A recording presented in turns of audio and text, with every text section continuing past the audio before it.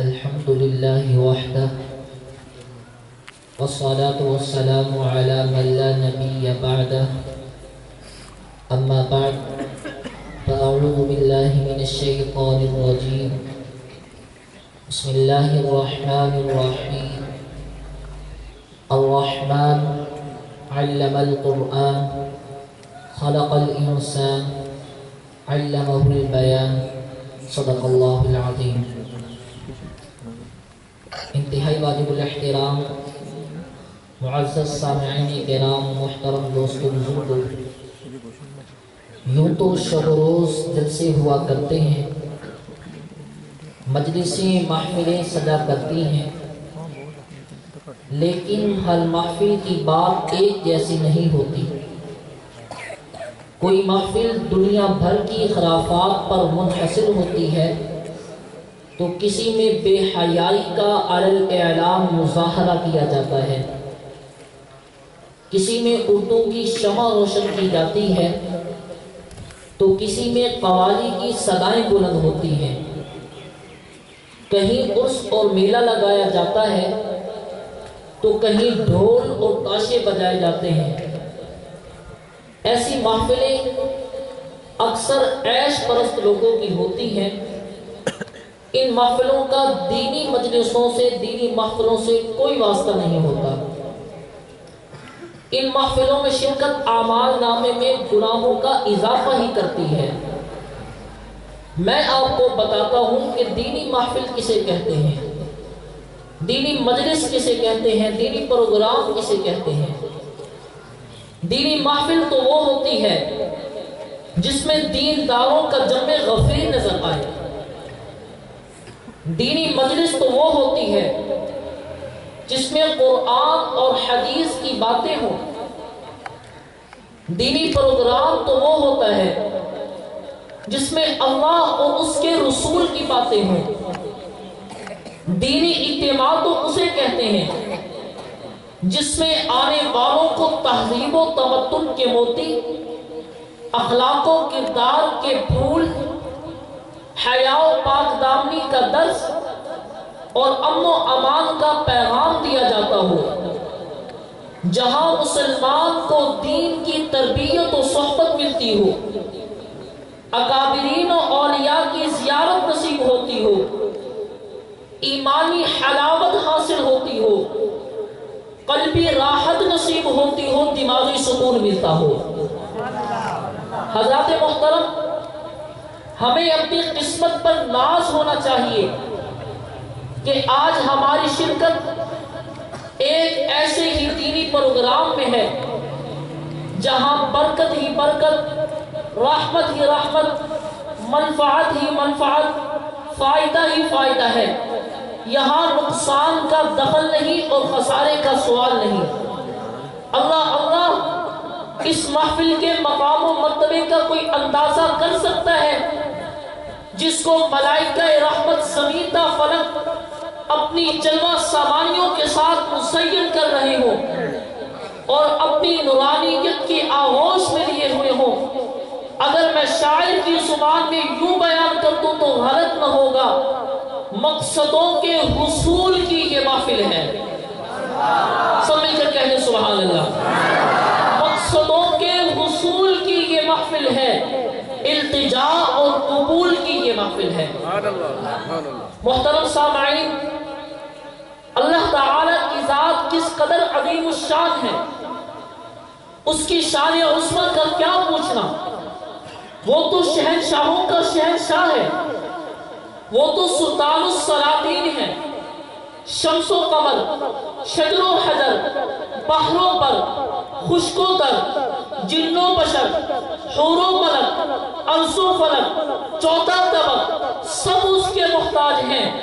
اس نے بے شمار مخلوقات پیدا کی اور اشرف المخلوقات انسان کو ٹھہرایا، پھر ان میں انبیاء اور رسول بھیجے اور افضل الانبیاء محمد عربی صلی اللہ علیہ وسلم کو بنایا اور اپنا کلام پاک اپنے حبیب محمد رسول اللہ صلی اللہ علیہ وسلم کے قلب اطہر پر اتارا۔ میرے محترم دوستو، जब अल्लाह ताला की जात इस कदर अजीम शान, इतनी बुलंद व बाला, अकबर व आला है कि अगर सारी कायनात मिलकर उसकी शान व अजमत का करोड़वां हिस्सा बयान करना चाहे तो कर न पाए। जरा सोचिए उसका कलाम किस कदर काबिल ताज़ीम होगा। आइए उस रब्बे जुल जलाल की ताज़ीम के साथ उसके पाक कलाम यानी कुरान मजीद फुरकान हमीद से हम अपनी महफिल का आगाज करें, जिसके लिए मैं दावत सुखन देना चाहता हूँ। तालिए कुरान कारी खुश इल्हाम हजरत अक़दस हजरत कारी मोहम्मद सज्जाद अहमद साहिब को तो वो तशरीफ लाएं और तिलावत कलामुल्लाह से महफिल का आगाज फरमाएं। शायर कहता है कि कुरान की तिलावत से आगाज हो महफिल का, कुरान की तिलावत से आगाज हो महफिल का, इस नूर से पा जाएं हम रास्ता जन्नत का। मोहतरम जनाब कारी मोहम्मद सज्जाद अहमद साहिब।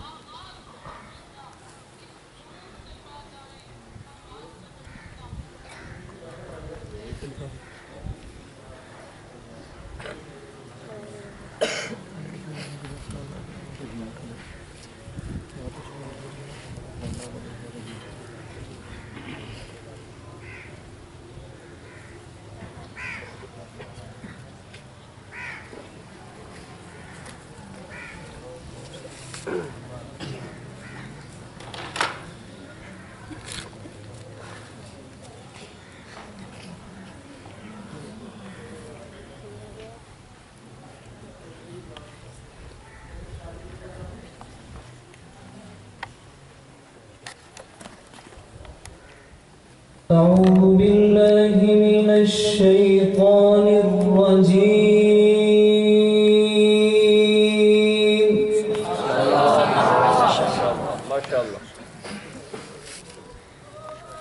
بسم الله الرحمن الرحيم.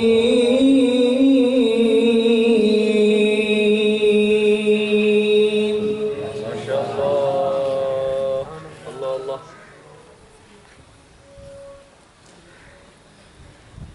أقم الصلاة لدلوك الشمس إلى غسق الليل وقرآن الفجر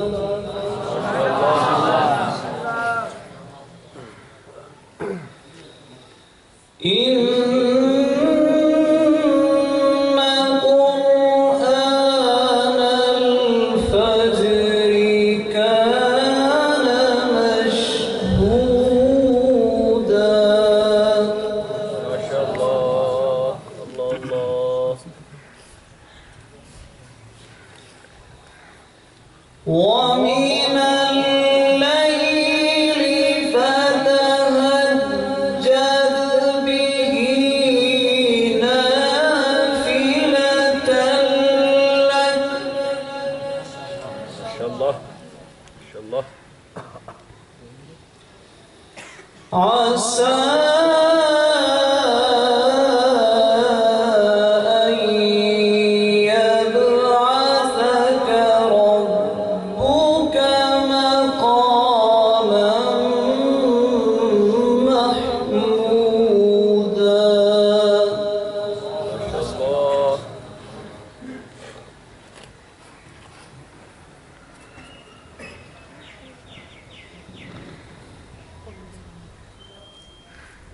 وقل رب أدخلني مدخل صدق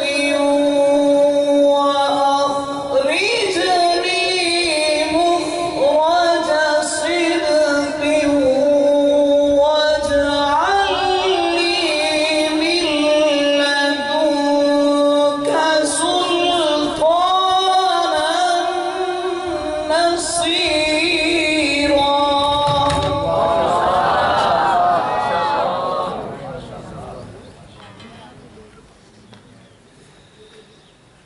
وقل جاء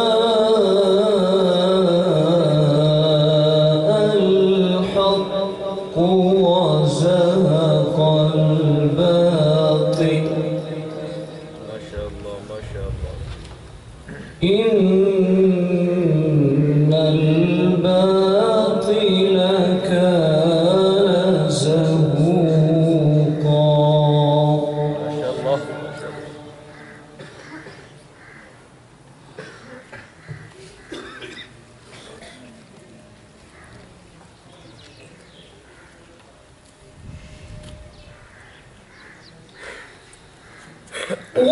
وننزل من القرآن ما هو شفاء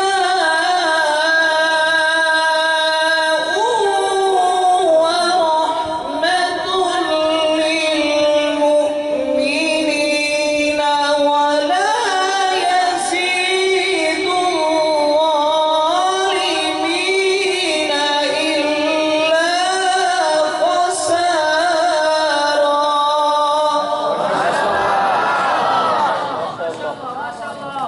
बहुत अच्छा माशाल्लाह कार साहब, बहुत अच्छा माशाल्लाह. وإذا أنعمنا على الإنسان أعرض ونأى بجانبه. ما شاء الله.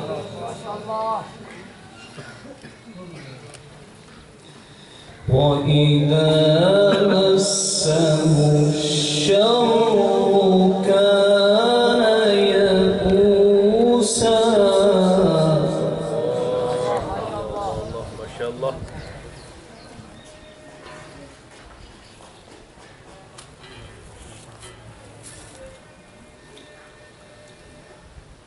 وإذا أنعمنا على الإنسان أعرض ونأى بجانبه. وإذا مسه الشر كان يئوسا. ما شاء الله. قل كل يعمل على شاكلته ما شاء الله. الله الله. فربكم أعلم بمن هو أهدى سبيلا.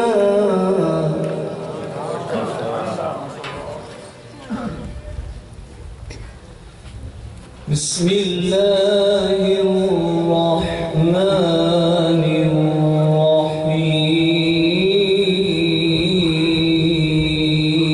الرحيم. ما شاء الله.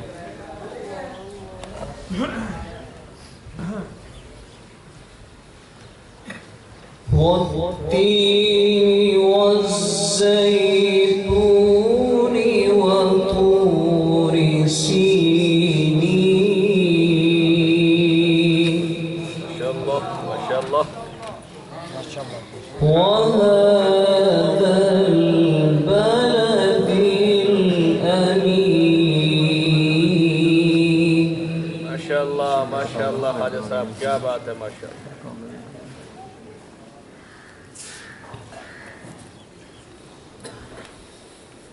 والتين والزيتون وطور سينين وهذا البلد الأمين. لقد خلقنا الإنسان في أحسن تقويم.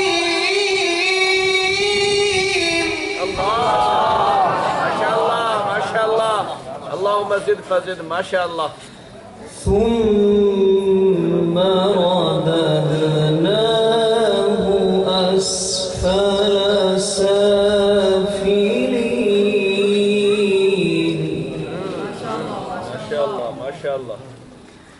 إلا الذين آمنوا وعملوا الصالحات فلهم أجر غير ممنون.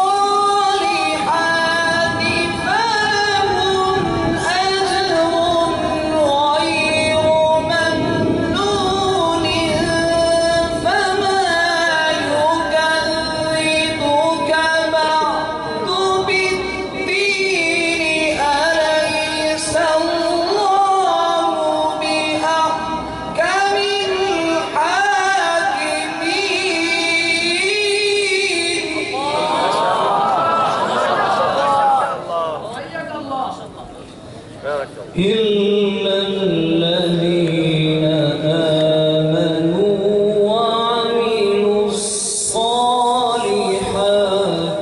فلهم أجر غير ممنون.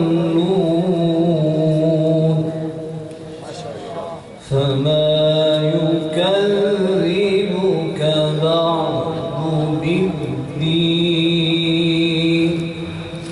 أليس الله بأحكم الحاكمين.